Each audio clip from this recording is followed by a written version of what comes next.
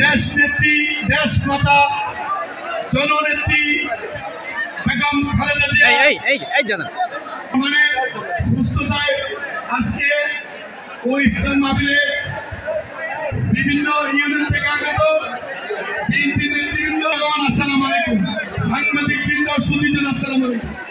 আমরা সরাইল উপজেলার সাবেক বিএনপি নেতৃবৃন্দ শারীরিক অসুস্থতা আসতে পারে বিএনপির পক্ষ থেকে আমরা কৃতজ্ঞতা ও ধন্যবাদ জানাচ্ছি।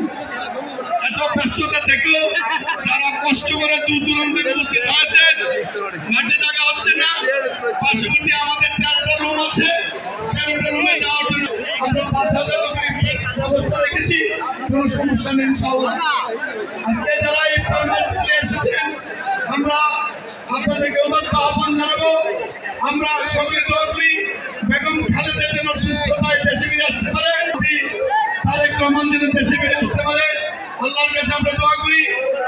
এবং উনি যেন দেশে এসেছি আমরা সজাগ থাকবো যাতে করে কেউ কোনো অশৃঙ্খলা সৃষ্টি না করতে পারে।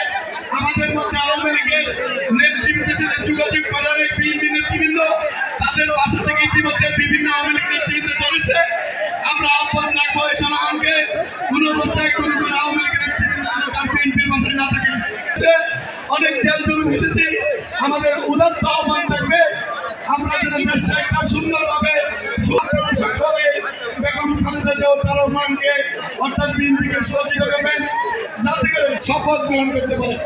আমরা সকলেই ওনার জন্য দোয়া করি, আমাদের মাতা বেগম খালেদার জন্য দোয়া করি, উনি যেন সুস্থ হয়ে দেশে ফিরে আসতে পারে। সকলে আসসালামু আলাইকুম।